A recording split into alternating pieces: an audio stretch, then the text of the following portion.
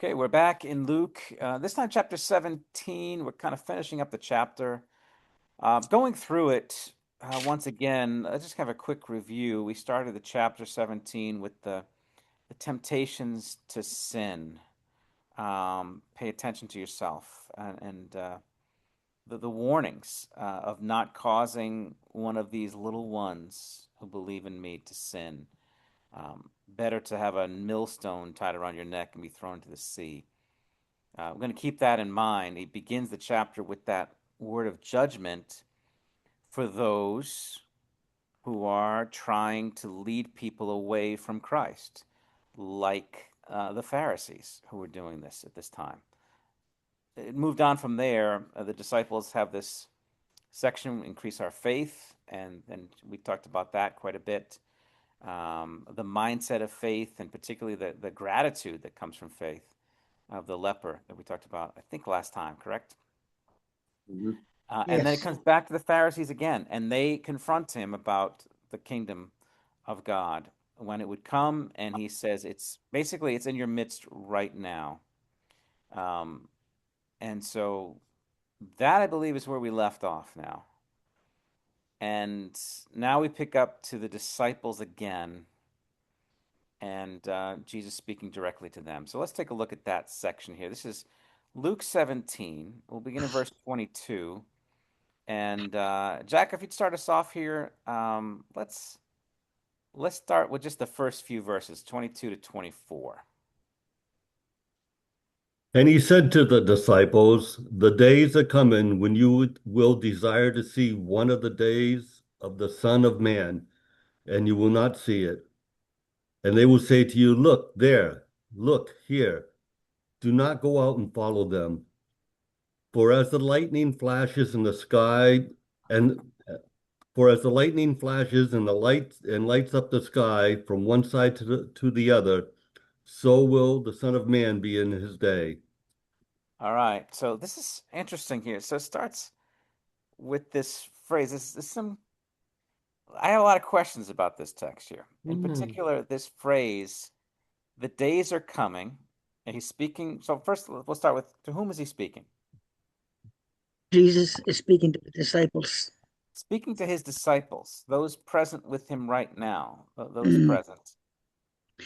Uh, and he says to them, the days are coming when you will desire to see one of the days of the Son of Man. That's an interesting phrase. Mm. Um, one of the days of the Son of Man. Question, what does that mean? Um, what is, let's start this, is what is the day of the Son of Man? When he returns. Okay. There is that section in Luke that reference to the Son of Man. If you remember what that is referencing in the Old Testament, Yeah. do you remember that one, Rob? Daniel 7. Yeah, Daniel 7 is, let's see, Daniel 7, is it 13 and 14, I think it is, talks about Daniel has this vision of the Ancient of Days seated on his throne, if you remember this. And then I saw one like a son of man coming on the clouds, being presented to the Ancient of Days, and to him was given dominion over all the nations, all the peoples, and his will be an everlasting dominion. So the day of the Son of Man is sort of this the day when the Son takes his throne, is presented and takes the throne and sort of possession of the nations, rules them, judges them. The question I have is this: um, what this seems to speak about a plural, like one of the days of the Son of Man, and so this is where it gets a little curious. What do you make of that?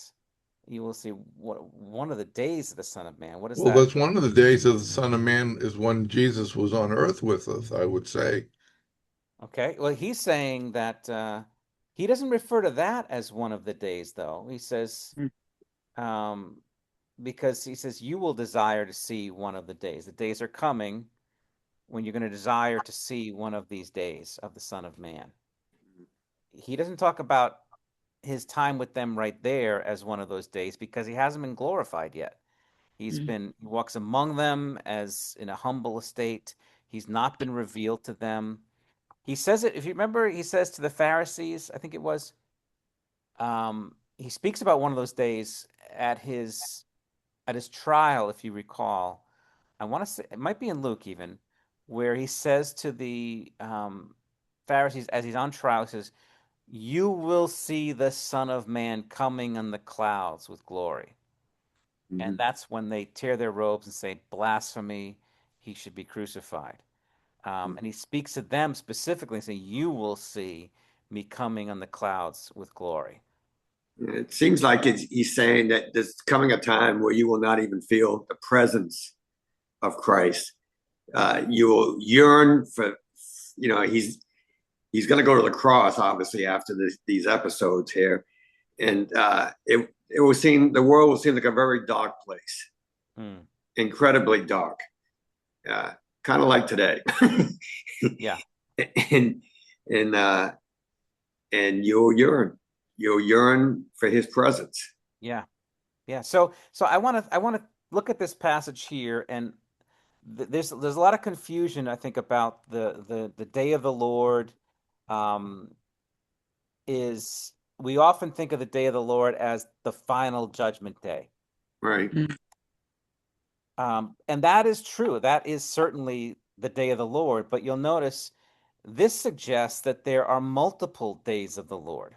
right, There are Mm. other days, and a day of the Lord is a day, and by day we mean a time period, not necessarily a 24-hour day, but a moment, a day when Christ basically comes in judgment. When the Lord comes in judgment upon a nation. They were in the Old Testament, the day of the Lord was yep. referencing the days the Babylonians came in and judged, brought judgment upon Israel for their wickedness. A day of the Lord followed with when the Persians came in and pronounced judgment upon the Babylonians and threw them over. And Mhm. they're paying for their sins. You could argue today that hopefully that what's happening in Iran is a day of the Lord upon the Iranian regime, that their wickedness is being judged and they'll be overthrown. We'll see.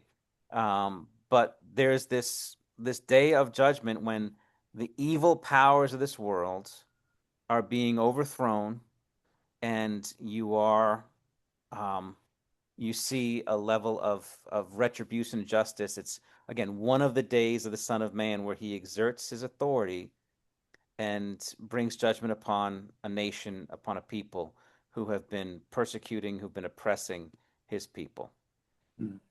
Which is why he says to them, "The days are coming when you will desire." Well, when do you desire to see a judgment day? When do you desire to see that?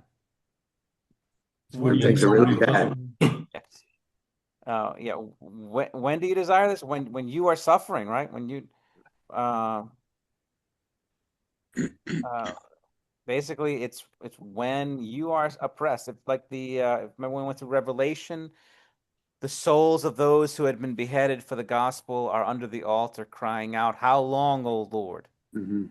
before you judge the earth? Before you look at what they've done to us? How long until you avenge our blood?" When you are oppressed and afflicted. Um, and that's it's interesting. Coming back to Iran, um, it's true. There are people, lots of people in Iran, calling on, don't stop the bombs, keep them coming. It's like this. If this regime gets back on their feet again, it's bad. It's bad for us. I saw a picture of these Iranian soldiers washing the streets of the blood Oh, of the 40,000 people that were killed under when they were protesting. If you remember that, during those protests, that regime killed 40,000 of their own people and mowed them down. And then you have these scenes of these soldiers going in there and just washing the streets of the blood of the people that fell. I mean, that's how wicked this has been. And they're praying for this. They're longing for that day of the Son of Man. So the days are coming. So as we go through this passage, it can certainly apply to his final coming and judgment on all the earth, but it can also apply to days of the Lord before that time when he has exacted judgment upon a nation or a people that have been oppressing his people. So there are these smaller days of the Lord, you could call them. So let's pick it up from there. So you will say, but what does he tell them about this? When you're longing for the day of the Lord, what does he say? He You won't see warns it. them. He warns them. What does he say? You won't see it. Yeah. So there's a warning to his disciples. When you are longing for this.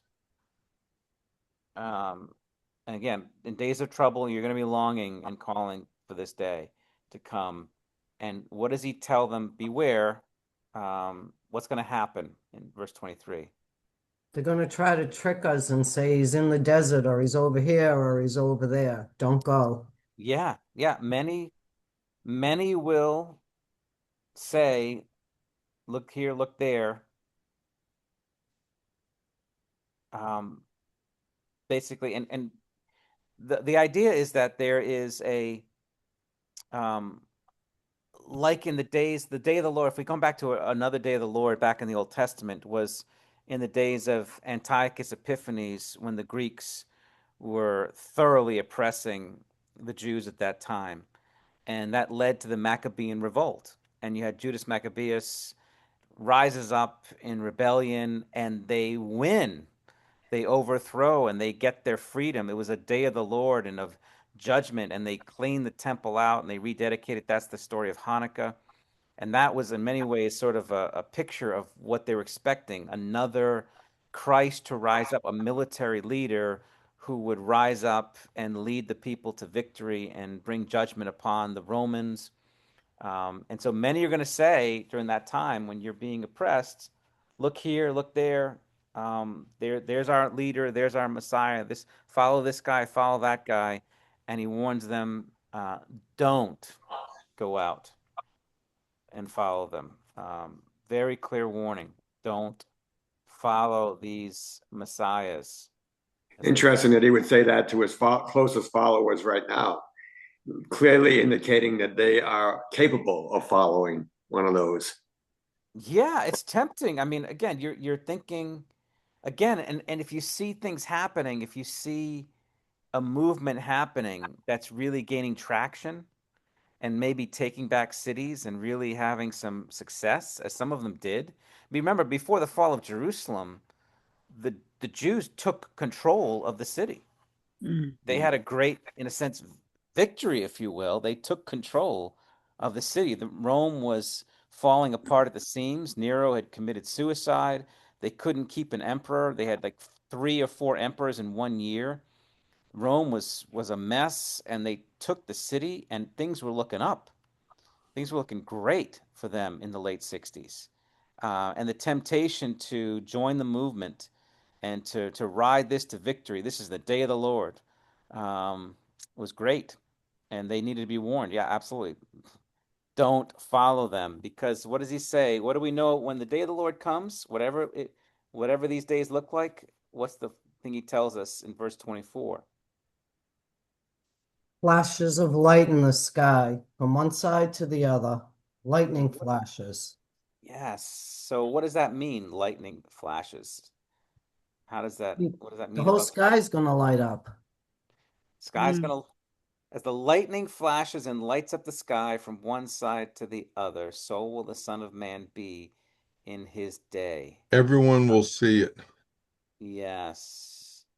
It will be unmistakable.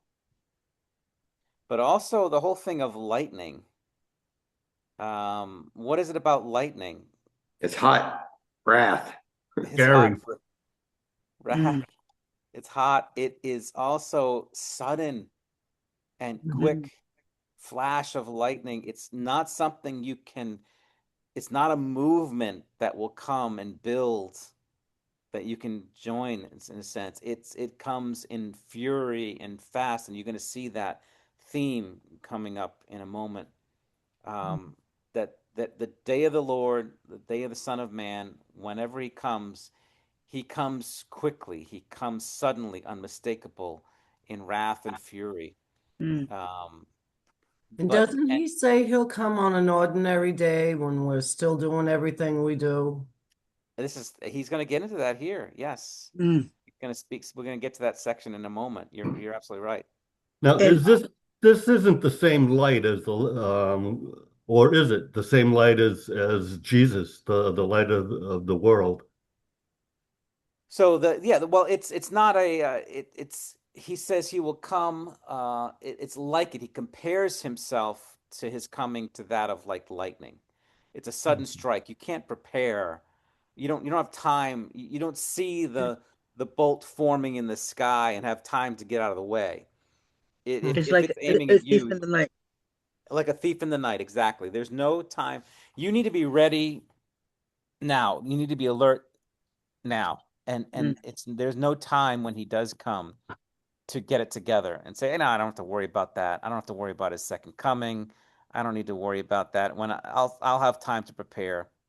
Mm. There are people that I'm seeing this with this. There's this concern, a great concern about the rise of Islam in the West and the way that it's such a radical form of it taking over, and people are very concerned about that. And I'm hearing some of these like secularists who are just have no faith whatsoever, and they say just the stupidest things. And one of them was, well, I'm not worried about them coming and taking over. If they do, I'll just become a Muslim, you know. Oh Oh, no. I'll just say the whatever it is, and and that's their plan, and they Wow. comfort themselves with that thought that religion means nothing. So whatever, I'll just say the phrase, I'll convert to Islam, and everything will be fine. I'm like, you have no idea what you're No. dealing with here. If you think that, And yeah, go ahead. and if I could just add this, I'm reading the Bible through in a year, and a couple of days ago, it was talking about the rapture and how the Lord will actually, all of the stars in the heavens will be thrust down onto the earth, and the stars that we see at night are light years away. And I stand on our porch and I look at the stars and I say, God is so powerful, they're all going to disappear. And I can't even imagine that the power of God. And when the time comes, it's nothing to take lightly.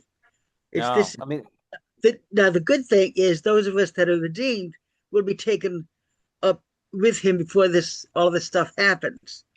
But it's a sobering thought, and people it's that are non-believers, they need to get their act together. yeah.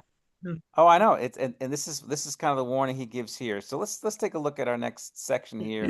The Son of Man will come in his day with flashes and lights of the sky. And again, I will give you fair warning about my take on a lot of this stuff is that I really think, especially in this context here, he is speaking directly to his disciples about things that they are going to be dealing with in their lifetime. It certainly can apply to ours, but I want to first apply it to them, and then we can kind of go from there. So let's pick it up there, verse 25. Let's see, Teresa, you want to get that for us? 25. Let's take it down to 27. We'll take it one scene at a time. sure. But first he must suffer many things and be rejected by his generation. Just as it was in the days of Noah, so it will be in the days of the Son of Man. They were eating and drinking and marrying and being given in marriage until the day when Noah entered the ark and the flood came and destroyed them all. Okay. So the warning, when you're longing for this day, it will come suddenly with wrath, unmistakable. But he says something, what first must happen, and this is important to get that. So first, before the day of the Son of Man comes, Mhm. before one of the days of the Son of Man comes, when he comes with power and authority to bring judgment upon a people, a nation, upon his enemy, what does he say must first happen? He must You Good must, Time. Now go on. no, please, I'm sorry. Okay. He must suffer many things and be rejected by his generation. Yeah, what's that a reference to? The crucifixion Yeah. and Jesus is saying everything this, that came with it. yeah, Jesus is speaking before he's been crucified and risen. So the Mm. Son of Man must first suffer, um, and then rise again and be rejected by this generation. Okay. So when you look at your Apostles' Creed, for example, you see that. So you have Jesus suffered under Pontius Pilate, was crucified, dead, and buried. That's what he's referring to here.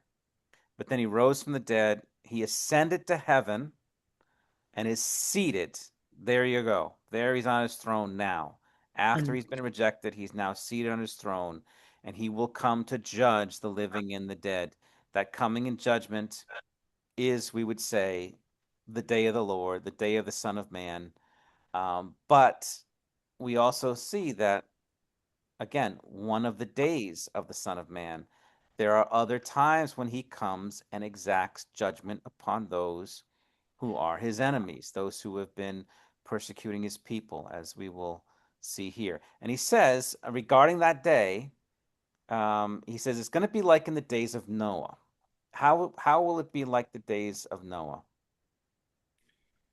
Good times, eating and drinking and partying and Yeah, just as it wasn't, it's not going to be a the coming in judgment when the Son of Man comes in judgment. It doesn't um, it it it's again it's sudden. It interferes. It breaks into what seems like normal, peaceful times when people are being given in marriage. mm, And Paul even talks about that whole thing of in Corinthians where he says it's better to not marry, if you remember. mhm. Mhm. He tells them that. And part of the reason he's telling them that is because it's a time of persecution. It's a time of trouble for the church. And that's not a good time to be married, is when it's in times of war and trouble. It's really hard to do that. You in a time of war. So it's better to be single if you can handle it when you're in times of persecution. Getting married is the things you do, and eating and drinking and buying and selling, planting and building are things you do when there's peace, when there's stability. That's why it's like, and thank God we live in a country where we're not being invaded and bombs are dropping over us all the time. I can't imagine what it's like to live in some of these places, like in the Middle East or around the world, where they're constantly under threat of attack. What it would be like to be in Ukraine right now, or in Iran, or in some of these places where they're constantly under attack and stress, doing these simple things like eating, drinking, buying, selling, planting, building. Those are things you can really do only when there's peace, when you're given in marriage and marrying and drinking, and these are good times. But what happens in the midst of these good times when no one's expecting it? What happened in the days of Noah? The The flood flood came. came. Yeah, Judgment came. yes. mm. So this is first like the days of Noah, time of peace and even prosperity, let's say, eating, drinking, good times, and the flood came and destroyed them all. All right. So, Pastor, I'd like to yeah, just for a second get back to the light because that's still been on my mind. The lightning, yeah, representing the wrath and fear and uh, Power. and, and it so contrasts the light of Jesus, which is peace and goodwill and love. It just seems that um, So it's all the same light. I mean, yeah, yeah. Well, the lightning lights up the sky. And I'm glad you brought us back to that. I think we missed a point of it too. Is Mm. it's the thing about the lightning lighting up the sky. So it's a dark night, and then the lightning flashes and lights up the dark, and so all is exposed at this point. The truth is coming out. The light is shining, and the dark's exposing all that's happening here. And one of the things about love, we talk. You're absolutely. It's the light of love. But one of the things about love is, if you remember, is for love to be sincere, you must hate what is evil and cling to what is good. And it is a good and a loving thing to expose evil and to punish it.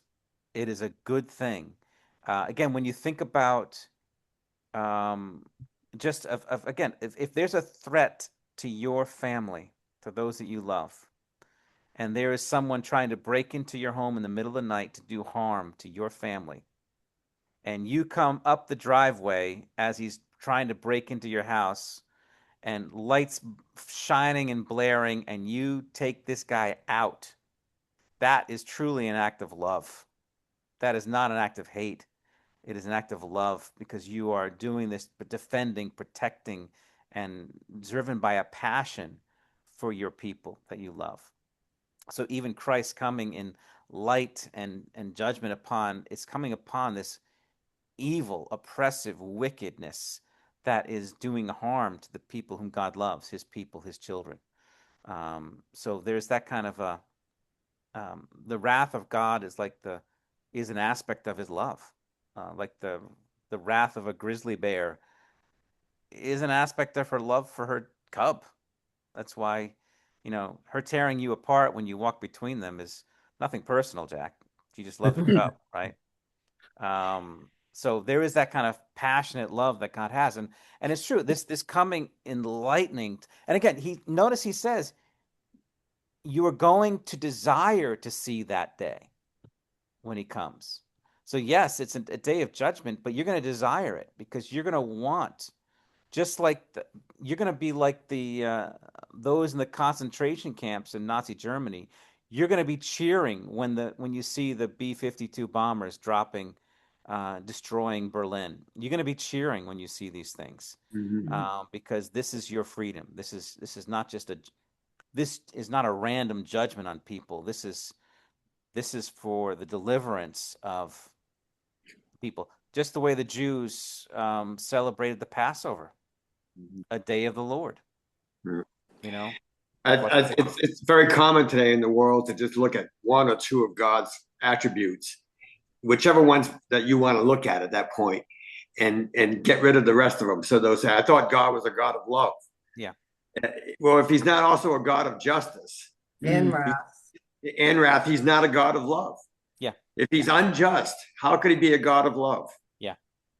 And you would say he doesn't care. I mean, if he just is like, yeah, I know that person, that this regime or whatever has been oppressing my people and killing them, but you know what? I'm a God of love. I don't hurt anybody, and I let evil continue because I'm so kind. I'm so nice. No, that's like, do you hate us that you're allowing this to happen to us? Do you hate us that you know he has to keep it's funny because the trouble in the book of Romans, the challenge, the question that's being asked is not how can a loving God send people to hell. The question that really is being asked is how can a God who is righteous and good allow sinners into heaven and allow us to escape judgment? That's the dilemma. How can God be so merciful to us? How do you explain that? It's easy to explain how God can send everyone to hell because we deserve it when you start looking at how evil we really are and the whole world is. But when you start looking at how in the world can he justify sinners and forgive us and accept us, and how can he do that? And only the cross where he pours his wrath that was for us on his son. So I don't know if that answers the question, or if that kind of, if you want to say any more about that, but I I think, kind of just wanted the fact that the light represents many things.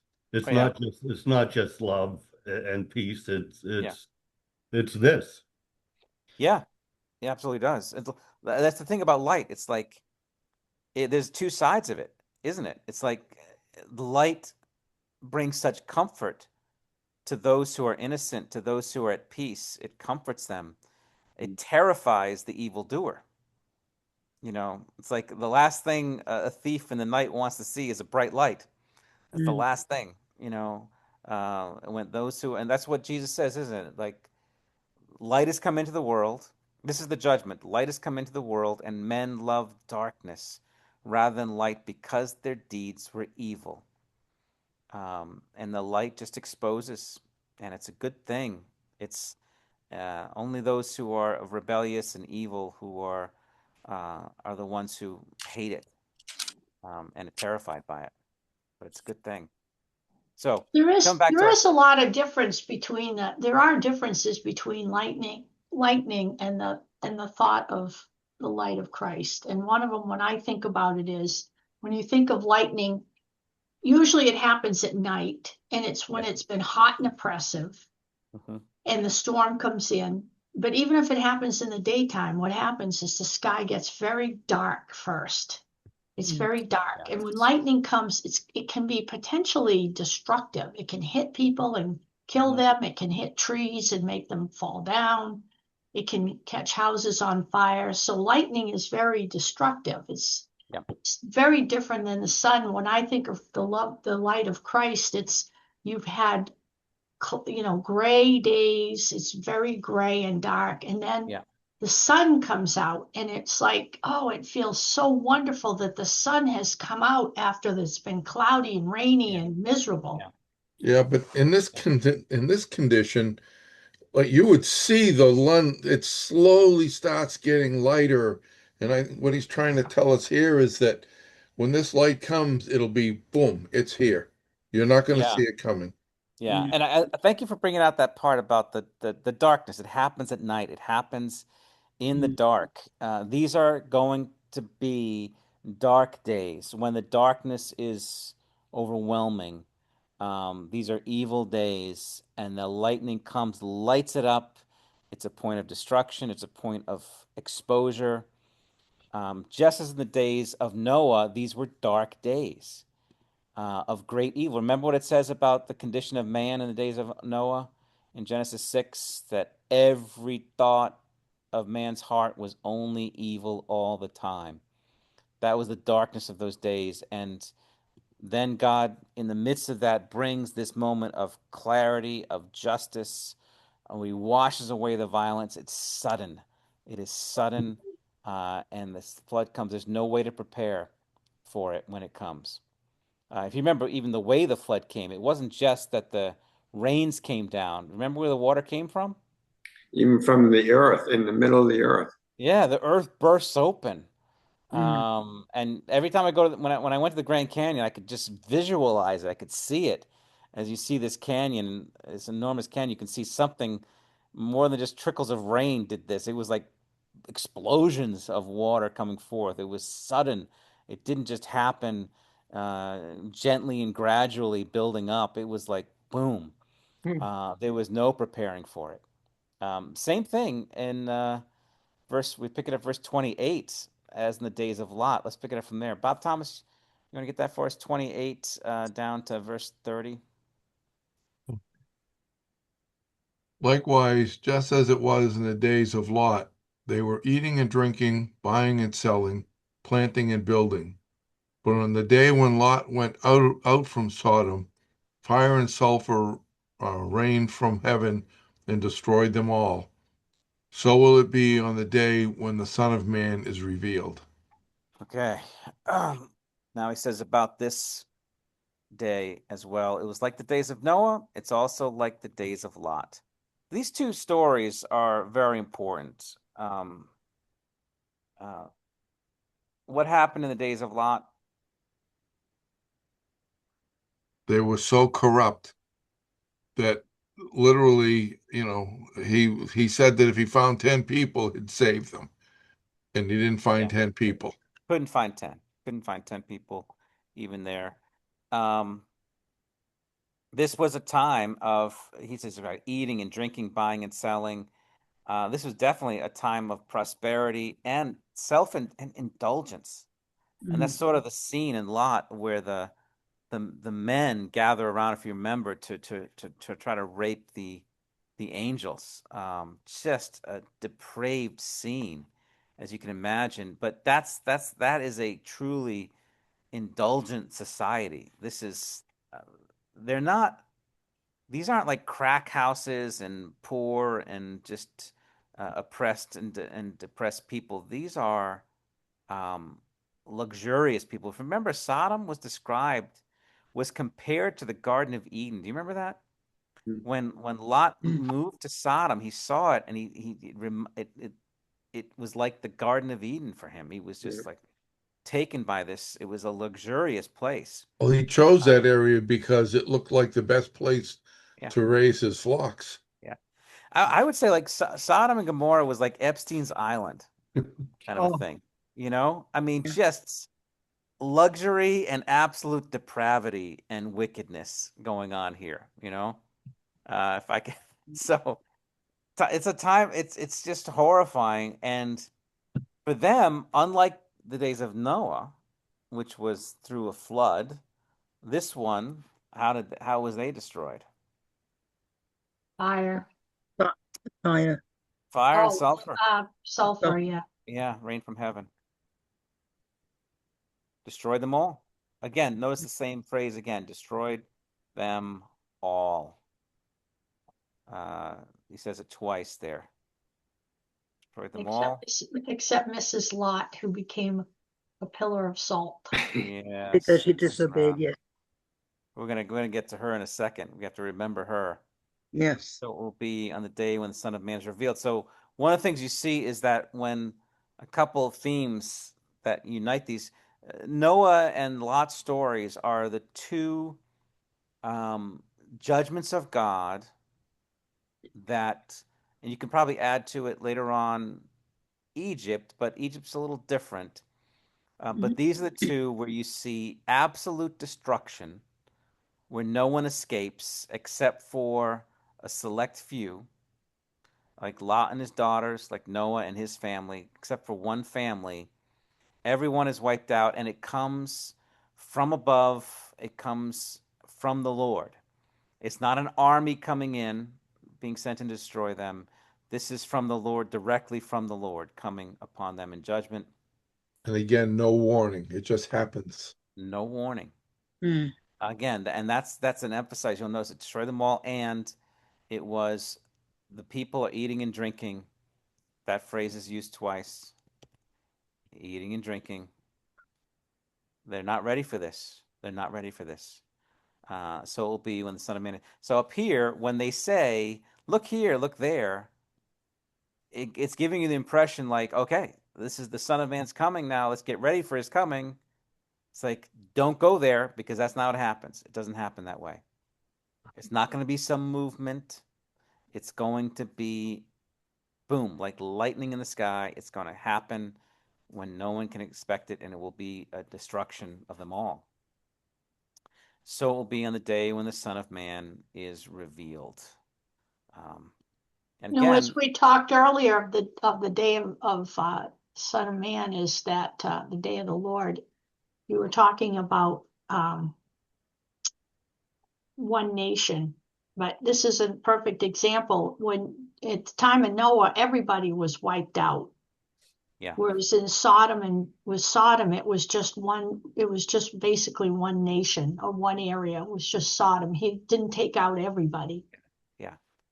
Now, this next section here, as we finish up this passage, 31 to 37. Rob, why don't you read that for us? And I want to make a few comments on it before we break it down. On that day, let the one who is on the housetop with his goods in the house not come down to take them away. And likewise, let the one who is in the field not turn back. Remember Lot's wife. Whoever seeks to preserve his life will lose it, but whoever loses his life will keep it. I tell you, in that night there will be two in one bed.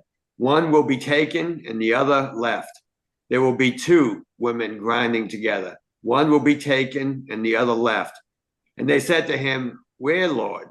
He said to them, Where the corpse is, there the vultures will gather. Okay, I'm gonna move this along for a second here. Let me get another so we can pull it down together. Okay. All right. This is an interesting phrase.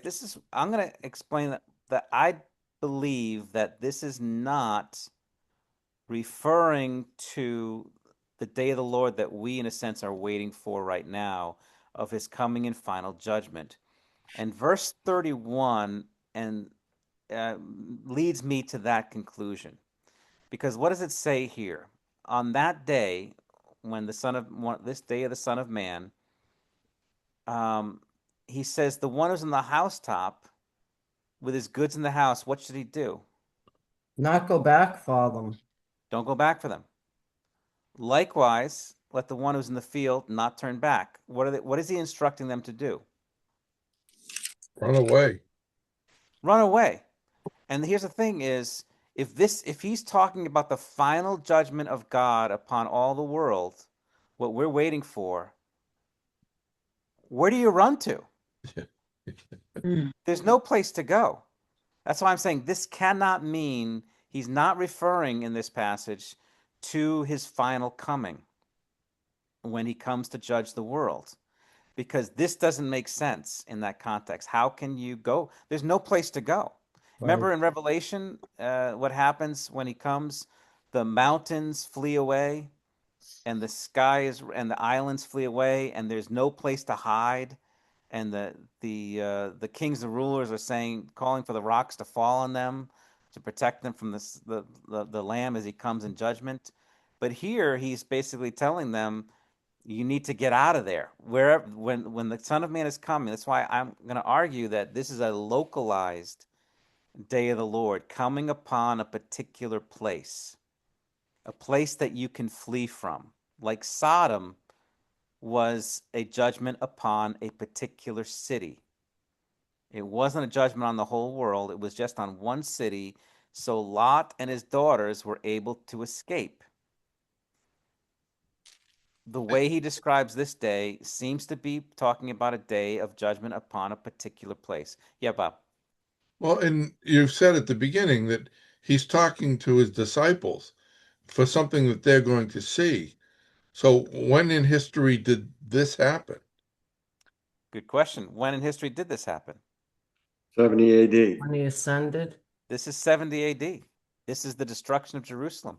Okay. When he comes upon, I mean, that was the bloodbath. He'll reference that passage a lot. He'll come back to that. The destruction of the temple, the destruction of Jerusalem was thorough and brutal, like nothing you've ever seen.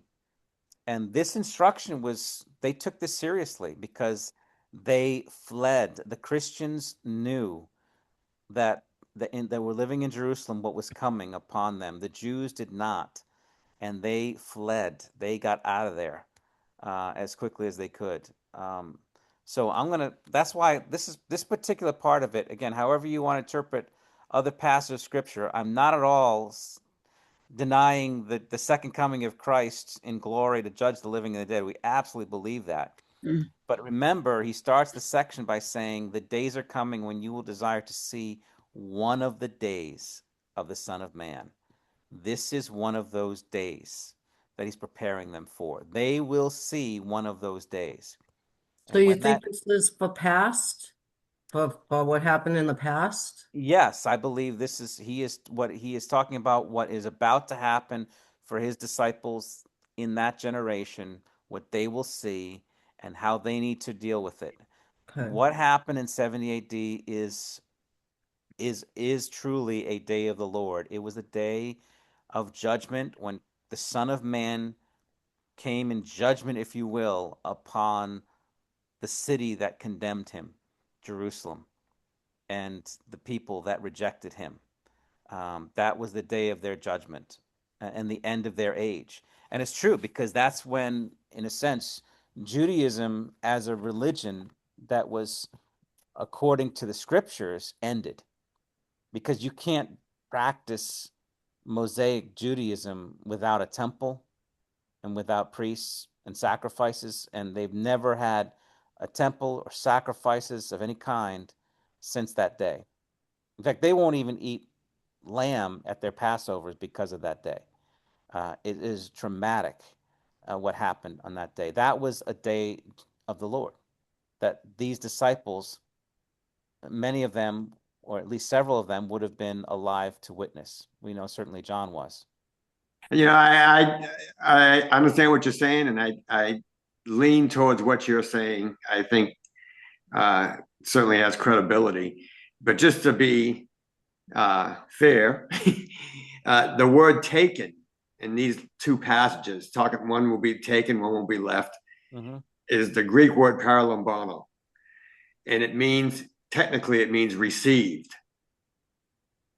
taken in the sense of being received. And so those who think this does point to the end times will say, you know, the premillennialists will say, oh, this is the rapture. They received. The other one is left behind to get crunched.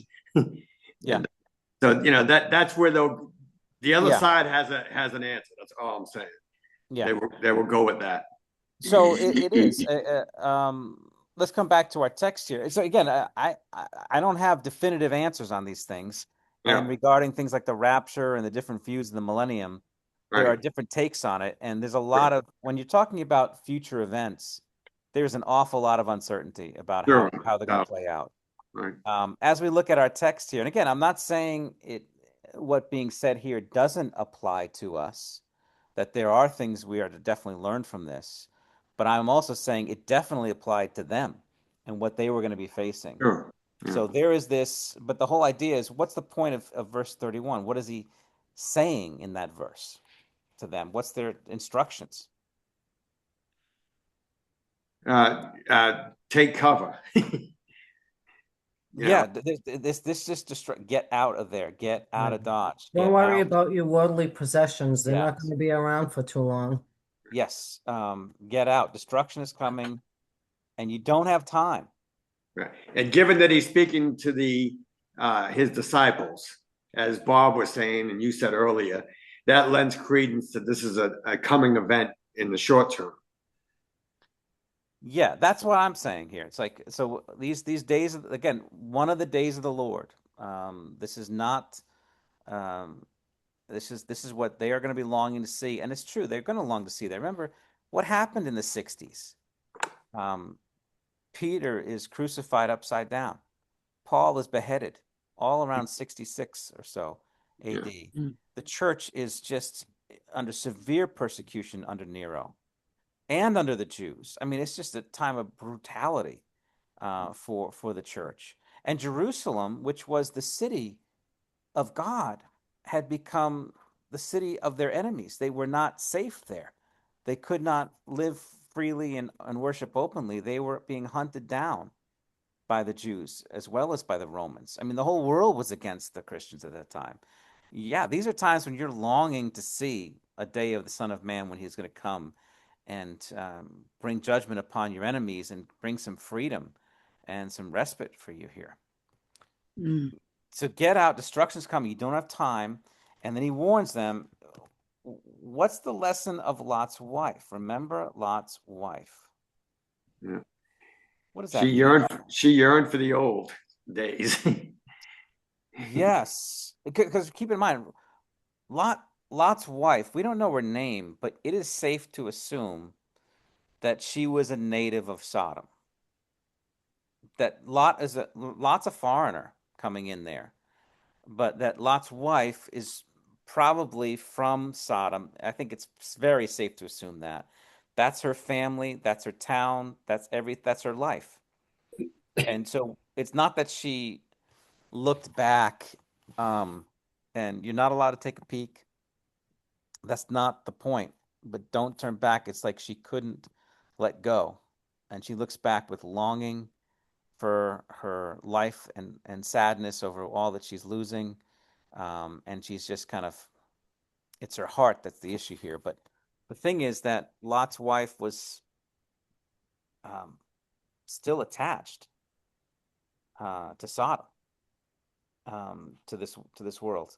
It's And so funny it's because like, I've often thought that if that was going on behind me, it would have been so hard not to just turn and look back. But he's not yeah, talking about look, hey, well, there's a big flash of light behind me. What was it? And looking back, it's yeah. I don't think it's so petty. Like that's yeah, the point. It's like she yeah, looks back longingly, of yeah. like which causes her to stop, if you will. Mhm. Whereas like you need to get out quickly, move. And you've kind of seen that.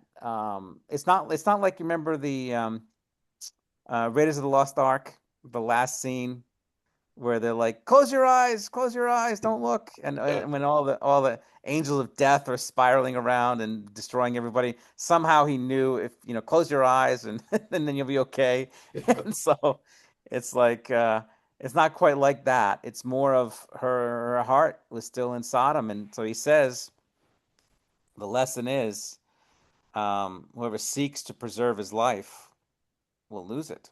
Whoever loses life will keep it. You need to basically is, how shall we say, detach ourselves from this life and all the things of it. Not that we can't enjoy this life and be thankful for it, but always knowing we hold it lightly, that it's not something we're going to hold forever. This life is passing away, and so when it's time to let go of it, we have to let go of it. We can't cling to it. So same thing with Lot and Sodom. It's like, you know what? He seemed to do okay for himself for a while. But when the time came, you got to get out. You got to get out. You have to leave. You can't hold attachment to it. And then he gives this peculiar thing of just two in one bed, one taken, the other left. Two women grinding together, one taken, the other left. So there's two ways you can interpret that. I have a preference. Um, so taken and left. Now, for those that see this as the final judgment day, they would say this is a reference to the rapture. That there'll be two. In fact, there's a song about that, isn't there? A song about that. I wish we were all ready. And two men walking in a field. One is taken, one is left behind. And so, in that case, the one who is taken away is a good thing. You're kind of whisked out of there. The one left behind is a bad thing. That's one way to look at it. Is this the rapture? Um, I will I will let you know my bias on this. I don't believe that. Mm. Um, I have no problem if you do, but I don't take it that way. I think this is a reference to, as you saw in the days of Noah, Mhm. those that were taken away. The flood came, destroyed them all. They're wiped away. That the taken could be to like captivity, versus those who escape that. But in either case, it's an interesting thing. It's just sort of this random, again, that being taken away. That's what they would do. The Romans would come in, and they would, those that they could take that were useful to them, if they were strong potential slaves or beautiful women, take them away. Others might be left behind, and that's what happened in judgment upon Jerusalem. Was most of the people perished, and some were taken away into captivity. But it's a brutal time, and even there, it's like, what exactly does that all mean? And But for us to try and figure out, what God's going to do, all I think of is when Babylon came in and took all those people out of Israel, right? Um, and the people in Israel that were left there felt that they were the righteous ones. Well, the ones that were taken out were to be saved, and the yeah, rest of them were wiped out. yeah, yeah, you have that. Those that were taken away were saved into captivity, and those that remain, yeah, it's true. It's true. Notice, I do want to focus because it is unclear exactly what it means to be taken and to be left. And depending on your worldview will determine how you interpret that. He doesn't give explanations of what that means to be taken or left.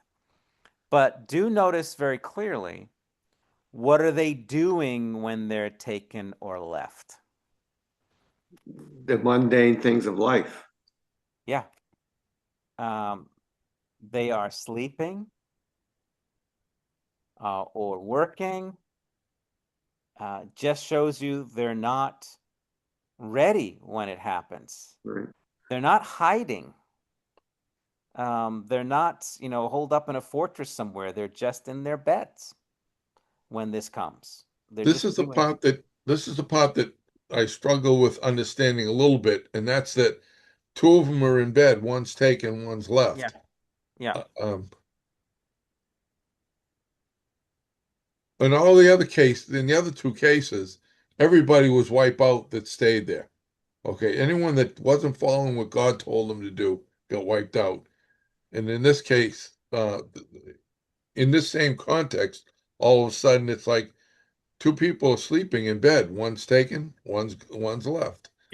We don't even know what it means to be left either. Yeah, Left alive or left dead, yeah, right? Because that's the other thing too. It's like one thing you'd see is two are lying in bed, a husband and a wife. A Roman soldier comes in, kills the man, takes the woman. One is left, one's taken. See, that's what I'm saying. It's like you yeah. try to visualize, what does this mean? He doesn't tell you what it means. That being taken is a good thing or and left behind is a bad thing. Or is it possible they're both terrible? That neither option is good. That when judgment comes, remember, the judgment was not some are going to survive. It's that destroyed them all. He destroyed them all. Says it twice. So that two are lying in bed and one is taken, one is left, doesn't necessarily mean that the one that's being taken is taken to a good place, or that the one left behind is actually even alive, or left in a, because that's exactly what happened. There were two options basically in Jerusalem. You were either killed or you were taken into slavery. You were either left in the streets for the animals to devour you, or you were taken into slavery. There's your left behind. There's your taken away. That's one way to look at this. Again, I don't want to read too much into it because I'm just giving you some options here, because Jesus just doesn't say what he means by taken and left. It doesn't give any more information about this. I guess that's Yeah. what confused. I'm sorry, Yeah. go ahead. That's okay. I was just gonna add, years ago, as I was driving, I think I was driving to my teaching position. I was just on the road and I was thinking about this passage, and the thought just entered my mind: if the Lord were to do that now, one taken, one left, there's going to be a lot of traffic accidents on the road. Well, If that's the rapture view, right? Yes, I That we're guess kind of so. whisked away. Here's the problem I have with the rapture view. It's never explained No. in scripture that way. It's never, you have a passage like this, which is very ambiguous, unclear. There's never Right. any clear exposition of this is that people who are Christians are going to be whisked away, disappear, and only non-Christians are left behind. I don't see that anywhere. It's never explained in that way. They No. take a few passages here and there that can be interpreted in multiple different ways. So it's like, is it possible? Maybe. I don't believe it to be. And part of it is like, this here, as I'm looking at this text, I would just say in that night, he just told them, if you're on the housetop, what you should do. Get out of there. For those that are there, this is what's going to happen. Two in one bed, one taken, one left. Two women working, one taken, one left. What could that look like? Again, a man and a woman in bed. The man is killed. The woman is taken as a sex slave. Two women working at a grindstone. The younger one is taken as a slave or a servant. The older one killed. Okay, so if you start looking at it like that, and remember he's talking about the destruction of Jerusalem, then now that starts making sense. Yeah. I'll have one more phrase why I think it's referring to the destruction of Jerusalem, which is the last question, because the disciples ask him, "Where, Lord?" And what does he say? Where the corpse is, there the vultures will gather. Where the corpse is, or the body, the dead body is, Mm. there the vultures. There's a footnote on vultures, by the way. Anyone see it? Do you see it, Jack? I don't see it. Where? I have I footnote see as the note, but I don't see the footnote. There should be a footnote on it. Another version more is eagles. the eagles will gather. So he's talking about where the corpse is, the dead body, there the eagles will gather, or the vultures. The eagles are an interesting reference there. Yeah. They're both scavengers. Yes, but the That eagles, point to the Romans.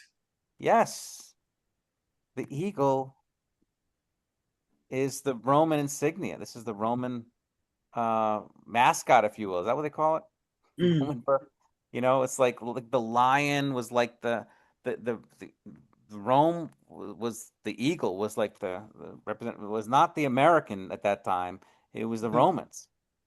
And he will describe later on in the Gospel of Luke, when he will go into more specifics, when you see Jerusalem surrounded by armies, it's time to get out. Get out. And so this gathering of the vultures is a picture of the Roman siege of Jerusalem. Jerusalem described like a dead body, and Rome as these eagles ready to devour its flesh, ready to take it over. That's why I think this is a reference to that day. I'm going to make a case that dead body is Jerusalem, because who has he been condemning in this chapter? Who has he been fighting with? Pharisees. The Pharisees. Mm. Right? They're the ones. They're the ones, if you remember, who are leading these little ones to sin. They're the ones that should have a millstone hung around their neck and be judged, never to rise again. And the Pharisees do. In fact, they take their last stand at Masada, if you remember that story. After at the end of the Roman War, the Pharisees gather at Masada, the fortress, and they commit mass suicide, lest the Romans take them over. It was an awful time, awful time. We saw this thing about when we were went to visit Israel and Galilee. They took us up to these mountains where the people hid when the Romans were coming in from the north, sweeping down, destroying everything in their wake. And people were holing up in these caves in the mountainside. And the Romans were so determined to extinguish them all that they went up to the top of the mountain where they were hiding in the cliffs, in the rocks, and they would lower down their soldiers to the spot where the cave opening was, so they could go in there and just slaughter them all. They were so thorough in their extinguishing of the Jews in that time. It was horrifying. And this picture of you can see the picture, a dead body surrounded by vultures or eagles, if you will, picking away at a dead body, surrounded by it. And that same image comes to mind when you see Jerusalem surrounded by the Roman armies, ready to devour them. That's why I think this is, again, I'm not saying this is the final day he's talking about. Remember how it began. You will desire to see one of the days. This is one of those days coming. So that's how I take it. Again, I got no issue if people interpret it differently. Just giving you my take on it, and how it makes sense to me. So hopefully it's helpful. But all right, let's break it here. The one that was on the housetop reminds me of the believer that was on the housetop during a flood, and the rescue boats came to save him, and he sent them away saying, "No, God is with me." So are you all familiar with that story? Yeah. I won't go on if Go ahead, finish it up for those that don't know it. so this happened 2 or 3 times and the guy finally died and in heaven he asked God, where was he? Why didn't he help him? He said, well, I sent you 3 lifeboats. Yes. Yeah. Yeah, exactly. So it's true. It's true. And he's preparing them for this day. And again, it's not the Jewish perspective was the day of the Son of Man would be a day when they would be joining in with him and bringing judgment upon the nations. And so they're looking for their Messiah. And he's telling his disciples that's not how it's going to go down. When he comes, it's going to come in a way that you are not going to be the victorious army when I come. You need to get out of there. You need to leave. When the day of judgment comes upon the city, you need to get out. This is not a day of victory for the Jews, if you will, in Jerusalem. This is a day of judgment coming upon them. You need to be ready for that. So, all right, let me stop recording.